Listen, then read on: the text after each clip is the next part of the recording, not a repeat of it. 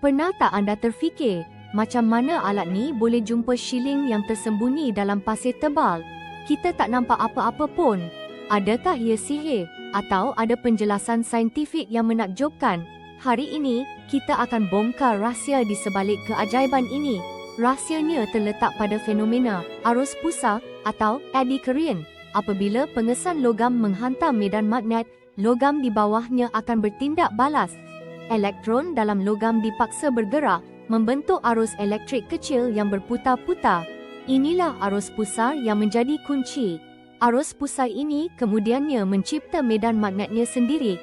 Medan magnet sekunder ini akan dikesan semula oleh pengesan logam.